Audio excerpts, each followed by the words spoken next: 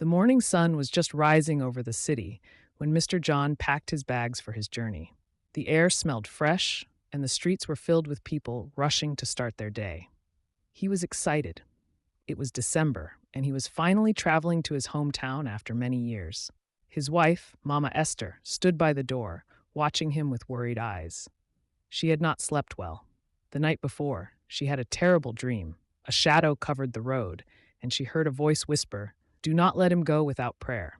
"John, please let us pray before you travel," Mama Esther said, placing her hand on his shoulder. John sighed and shook his head. "Esther, I am running late. I will pray in the car." "John, I am serious. I feel something bad is going to happen." John laughed. "You and your dreams, nothing will happen, my dear. I have driven on this road so many times. I know every turn, every bend." Mama Esther's heart pounded. Something inside her screamed that she could not let him leave without prayer. "At least let's pray for just 2 minutes," she pleaded. But John was stubborn. He picked up his bag, kissed her on the forehead, and walked out of the house. Just as John got into his car, he heard a voice calling him. "My son, wait." It was Baba Chinedu, their old neighbor. He was an elder, a man of wisdom. John smiled. "Good morning, Baba Chinedu. How are you today?" But Baba Chinedu did not smile back. His face was serious. His old eyes looked deep into John's soul. "I don't know why, but my spirit is telling me you should not travel today. Please wait a little before you go." John's smile faded. First, his wife's dream. Now Baba Chinedu? He shook his head. "Baba, nothing will happen. It's just another trip." The old man sighed and placed his wrinkled hand on John's car. "My son, before you go, please say a prayer. It is not every danger that the eyes can see." John hesitated, but then he laughed. "Baba, I will pray when I get to the village." He started the car and drove off. The road stretched ahead, long and quiet. At first, everything seemed normal. John turned on the radio and whistled along to an old song. The sun was shining, the trees swayed gently in the wind. But soon, strange things started happening. A few miles from the city, John saw something in the middle of the road, a black bird. It was not moving. It just sat there, staring at him with red, beady eyes. John honked the horn. The bird did not move. He honked again. Nothing. "Strange," he muttered. Finally, he swerved around it and kept driving. He tried to forget about it. But deep inside, his heart felt uneasy. A few minutes later, John saw something else. An old woman stood by the roadside, waving a white cloth. Her skin was pale. Her eyes looked hollow. As John got closer, she whispered, "Help me, help me." A chill ran down his spine. "I don't have time for this," he muttered, stepping on the accelerator. But as he looked into the rearview mirror, the woman was gone. John's hands tightened on the steering wheel. His breath came faster. His heart pounded. "Maybe I should have prayed after all," he whispered to himself. But it was too late to turn back now. He had no idea that this journey was about to become the most terrifying one of his life.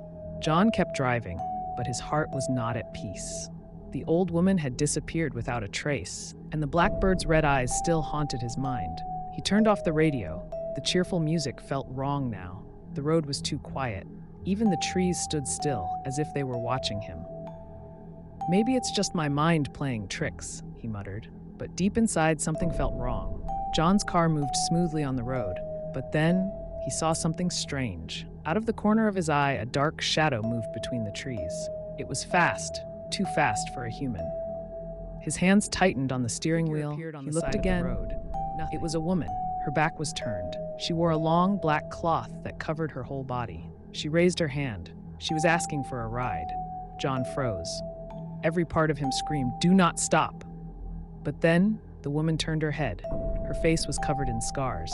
Her lips did not move, but John heard her voice inside his head. "Take me with you, John." John's heart stopped. "How does she know my name?" His foot slammed on the accelerator. He sped past her without looking back. His breathing was heavy. His hands shook. But after a few minutes, he calmed down. "Maybe I imagined it," he told himself. He wiped sweat from his forehead. He looked into the rearview mirror, and then his blood ran cold. The woman was sitting in his back seat. She smiled. And then she laughed. John's breath stopped. His hands felt numb on the steering wheel. The woman in the back seat was smiling at him. Her face was covered in scars. Her eyes were dark like a moonless night, and her lips never moved, but her voice filled the car. "You should not have taken this road, John." A chill ran down his spine. Who are you? His voice shook. The woman tilted her head slowly. Then she laughed, a deep, hollow laugh that made John's skin crawl. Drive, John. If you stop, you will never leave this place. John's hands were trembling, but he gripped the steering wheel and pressed the accelerator. The car roared forward, but the road ahead was covered in fog. The trees on both sides looked twisted as if they were watching him. John wanted to scream. This is a dream, he told himself. This is not real. But when he looked into the rearview mirror again, the woman was gone. John's heart pounded. He wiped his sweaty hands on his jeans. I need to get out of here. I need to get to my village. But then, his headlights flickered. The car engine coughed, and suddenly, the car stopped. The road ahead was pitch black. He laughed nervously. I need to stop watching horror movies. But just as he turned back to the road, a whisper. John? John? John? John's blood turned to ice. His hands began to sweat. He looked in the rearview mirror, but the back seat was empty. Maybe I'm just tired, he said out loud, trying to convince himself. He reached for his water bottle, but his hands were shaking. Whatever was happening, it was just getting started. John had driven this road many times, but something was different. Up ahead, the road split into two. Left or right? John frowned. There was only one road to his village. Why were there two now? He stopped the car. His heart pounded. A wooden sign stood between the two roads. It looked old and broken, but there were words scratched onto it. Right, safe, left, darkness. John let out a nervous laugh. This must be someone's stupid joke. He knew the road to his village was always straight, but now it was like the road had changed. He looked at the left road. It was covered in shadows. The trees bent towards it as if whispering secrets to each other. The right road looked clear and sunny. Birds chirped in the distance. John shook his head. I don't have time for this nonsense. He took the right road, but as soon as he turned the steering wheel, bang! Something slammed into the side of his car. John gasped. His hands gripped the wheel. His car spun around. Dust filled the air. And when it settled, John saw her, the old woman from before. She stood in front of his car, her eyes glowing white. She raised a hand, and then she vanished into thin air. John's heart was racing. His breath came in short gasps. His car was facing the left road now, the road of darkness. John had no choice. He took the left road. As he drove, the trees became taller and darker. Shadows stretched across the road. A heavy silence filled the air. No birds, no wind, just empty. It was a woman. Her back was turned. She wore a long black cloth that covered her whole body. She raised her hand. She was asking for a ride. John froze. Every part of him screamed, "Do not stop!" But then, the woman turned her head. Her face was covered in scars. Her lips did not move, but John heard her voice inside his head. Take me with you, John. John's heart stopped. How does she know my name? His foot slammed on the accelerator. He sped past her without looking back. His breathing was heavy. His hands shook. But after a few minutes, he calmed down. Maybe I imagined it, he told himself. He wiped sweat from his forehead. He looked into the rearview mirror, and then his blood ran cold. The woman was sitting in his back seat. She smiled, and then she laughed. John's breath stopped. His hands felt numb on the steering wheel. The woman in the back seat was smiling at him. Her face was covered in scars. Her eyes were dark like a moonless night, and her lips never moved, but her voice filled the car. You should not have taken this road, John. A chill ran down his spine. Who are you? His voice shook. The woman tilted her head slowly. Then she laughed, a deep, hollow laugh that made John's skin crawl. Drive, John. If you stop, you will never leave this place. John's hands were trembling, but he gripped the steering wheel and pressed the accelerator. The car roared forward, but the road ahead was covered in fog. The trees on both sides looked twisted as if they were watching him. John wanted to scream. This is a dream, he told himself. This is not real. But when he looked into the rearview mirror again, the woman was gone. John's heart pounded. He wiped his sweaty hands on his jeans. I need to get out of here. I need to get to my village. But then, his headlights flickered. The car engine coughed, and suddenly, the car stopped. John turned the key once, the engine sputtered. He turned it twice, nothing. He turned it 3 times. And then, a whisper came from the darkness. John, get out of the car. John's hands froze on the keys. His mouth felt dry. No, I won't. I'll wait till morning. The trees rustled violently as if something was moving through them. Then he saw them, figures, dark shapes standing by the trees. They didn't move, they didn't speak, but he could feel them watching him. Then something scratched the side of his car. Long, slow. Scratch! John's body stiffened. His breath came in short gasps. He looked at the window. A hand, a long, bony hand with clawed fingers, was running down the glass. John shut his eyes. This is not happening. This is not happening. Then he heard the woman's voice again, inside his head. John, they are coming. John's heart was about to explode. Who are they? He screamed. But before he could move, his car doors unlocked by themselves. Click, click, click. All 4 doors swung open at the same time, and then he heard footsteps. John screamed and slammed the doors shut. He locked them again, his fingers shaking. His breathing was heavy. Too heavy. That was when he noticed something. His breath was not alone. He heard another breath, behind him. John turned his head slowly, and there, the woman was sitting in the back seat again. But this time, her eyes were gone. Dark holes stared back at him. Her mouth opened, and in a voice that was not hers, she said, "John, run." John threw the door open and bolted into the trees. Behind him, his car shook violently. Dark figures swarmed around it, crawling on the windows, scratching the roof. Their whispers filled the air. John, John, John. John ran as fast as he could. His feet stumbled over roots. His lungs burned. The whispers followed him. Then, up ahead, a dim light. John raced toward it. He didn't know who was inside. He didn't care. He just wanted to live. John stumbled towards the hut, his legs weak, his breath ragged. His heart pounded in his chest. Behind him, the whispers still echoed through the trees. John, John. He didn't look back. He didn't want to see what was following him. The hut was small and old, with a weak glow coming from inside. The door was half open, swaying slightly in the cold wind. John hesitated for a moment, but then a voice from inside, "Come in, traveler." John's stomach tightened. The voice was deep and calm, too calm for a place like this, but he had no choice. He stepped inside. The inside of the hut was warm, lit by a single lantern on a wooden table.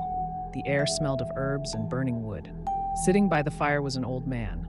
His face was covered in deep wrinkles. His eyes were sharp but tired, like someone who had seen too much. He was dressed in a long brown robe. In his hands, he held a wooden staff.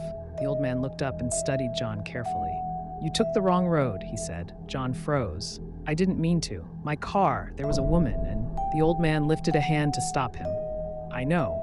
John swallowed hard. "What is this place?" The old man sighed. He stirred the fire with his staff before speaking. "This is the road of lost souls. Few people enter and even fewer leave."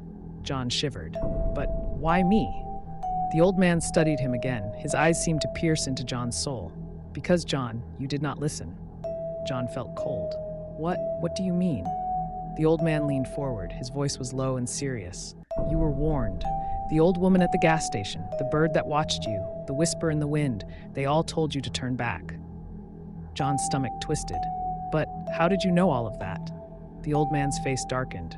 "Because, John, I was once like you." The old man pointed to the wall behind him. John's eyes widened in horror. There were hundreds of small marks scratched into the wood. Some were fresh, some were fading. What are these?" John whispered. The old man's face was grim. "Each mark is a person who has come through this road." John felt his knees weaken. "And where are they now?" The old man's eyes were sad, gone, taken, lost to the darkness. A heavy silence filled the room. John's heart pounded in his ears. "Then why are you still here?" The old man smiled sadly. "Because I made a deal." John's breath caught in his throat. What kind of deal?" The old man's eyes darkened. "The kind that keeps me alive, but never lets me leave." John's body turned ice cold. He staggered back. I don't want to stay here. I have to get out." The old man's gaze was serious. "Then you must listen carefully, John. There's only one way out." John leaned in. The fire crackled. The whispers outside grew louder. "Tell me," John begged. The old man's eyes burned with intensity, and then he spoke 3 words that changed everything. "You must choose." John's breath shook. "Choose? Choose what?" The old man stood up. His shadow danced on the hut walls. "There are 2 paths, John." John's stomach twisted. "The first path." The old man's voice was low. "You can leave this road, but you must give something in return." John's throat went dry. "Give what?" The old man's face darkened. "A life." John froze. "A life?" The old man nodded slowly. A soul must replace yours. If you choose this path, you will escape, but someone else will take your place. John felt sick, and the second path, he whispered. The old man's eyes burned into his. You stay here forever. The whispers outside grew louder. John's heart pounded. His mind spun. This is madness, he yelled. There has to be another way. The old man shook his head. There is no other way. John's head spun. His body shook. He had to choose, a life or his freedom. The whispers became deafening. The lantern flickered. And then, the door swung open. Standing there was the woman from the car. Her hollow eyes stared at him. She smiled. And then she spoke. Time is up, John. John's body froze as the woman stepped into the hut. Her hollow eyes locked onto him, sending a wave of cold dread through his body. The whispers outside grew louder, like an army of unseen voices waiting, watching. The old man gripped his staff tightly. It is time, the woman said. Her voice was soft, yet it filled every corner of the small hut. John staggered back, his hands trembling. I can't choose, he shouted. This isn't fair. The woman's expression never changed. Every traveler who comes here must choose, John. There is no other way.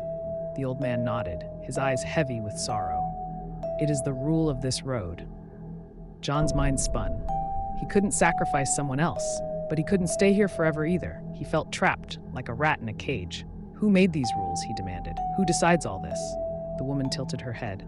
The road is alive, John. It takes what it wants. It always has. John shook his head violently. No, there has to be another way. The woman stepped closer. Choose, John. The whispers swelled, filling his ears, his mind.